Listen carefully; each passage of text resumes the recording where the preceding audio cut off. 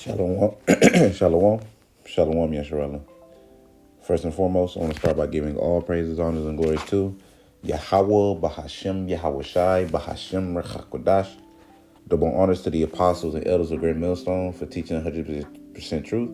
Wa Barakathum to the 144,000, as well as the rest of the elect. May peace and blessings be unto your households. All right, and it's your brother Gadal from the Great Millstone Dallas branch. And in this quick lesson, just going to get into, woe unto those that desire the day of the Lord. And what I mean by that, for brothers that already know, they already know. But what I mean by that is that as far as the 2/3, man, not understanding what the day of the Lord consists of, right? What the day of the Lord consists of, right? Not considering that, like, okay, so with you hastening the coming of the day of Yahweh Shem Shah, okay, that means much hell is going to be brought upon this earth, right? It's not like it's not something like you're finna just be chilling, or it's just like it's just like some simple stuff. No, you're hastening a time never before seen since the earth was created. Right, as it says in Jeremiah, it lasts for that day is great, that there's no there's no time like it. Is even the time of Jacob's trouble, right?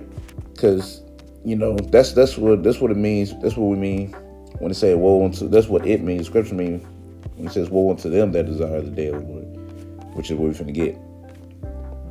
All right, I'm gonna go ahead and get so like it. Amos chapter 5. Verse 8, it says, woe unto you that desire the day of the Lord. To what end is it for you? The day of the Lord is darkness and not light. So woe unto those that desire the day of the Lord. For what end is it for you? Right? What end is it for you, man? Like, it's not going to be something that's just like all, pretty and stuff, It's as I said, it's of darkness and not light. Right? Scripture goes to how the righteous are going to scarcely be saved and everything. And, if you don't understand what comes with the day of the Lord, you're going to get offended at prophecy. Right? Because with the coming of the day of the Lord is the coming of the fall of this kingdom first. Right? Well, my bad. I'm saying, my bad. I worded that wrong. No, with the coming of the day of the Lord is the process of bringing down this kingdom, because the day of the Lord, man, consists of what? It's going to consist of mass destruction that has to take place on earth.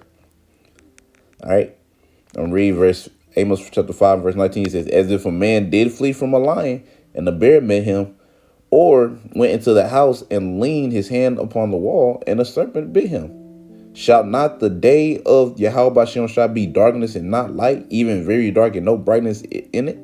Right, so it's not going to be a day that's like, it's not going to be just a normal day. It's not going to be a day that people finna be smiling. It's finna be a lot of mourning in that day for the 2/3 meaning. As far as the elect, man, we're going to get tried. We're going to get tested. We're going to have our Garden of Gethsemane moment, right? Each and every one of us, our time of testing. And, once you pass, and Lord willing, I pass my test, whatever the Lord have set for me, then guess what? You good. You're going to fulfill the Isaiah 65, 14, 15, right? Goes where it goes into my servant shall eat, but ye shall be hungry. That whole list, right? You're going to fulfill that. All right, you're going to be taken care of. But as far as the ones that doesn't, bro, they ain't going to be nothing but trouble on them every side. I remember one time I heard a chick, man, she was talking about how she wanted the day of the Lord to come just so she could stop working. Like, okay, yeah, you stop working, but now you don't know where your next meal is coming. Right? Now you got to fend off you got to protect yourself from other people, and don't let it be a woman by herself, man. They really cooked, right? They really threw. Women are easy pickings. That's what most of the men gonna go for. Like, what a woman that I can easily overtake her. When it comes to fighting another man, not so much. You'll think twice before you try to do something. I'm gonna go ahead and get this Zephaniah chapter 1. And verse 14, it says, the great day of Yahweh is near, it is near. and hasten greatly. Even the voice of the day of Yahweh, the mighty man shall cry there bitterly. That day is a day of wrath, a day of trouble and distress, a day of wasteness and desolation, a day of darkness and gloominess, a day of clouds and thick darkness. So, in other words, it's not going to be a very pretty day, right? The time when Yahweh shall come back, bro, he's coming to what? To bring sword. He come not to bring peace, but a sword, right? That's what he's coming to do. Right, so guess what? That day's not gonna be looking too pretty. You ain't gonna be seeing no rainbow in the sky. No, Lord finna come with his chariot, and the chariot gonna be so big, he's gonna cover the planet Earth, which is gonna bring that darkness about, because he's gonna block out the sun. And you're just gonna see the bottom of the chariot. People gonna be confused. They're gonna be lost. Like I said, mighty man gonna be crying bitterly. Right?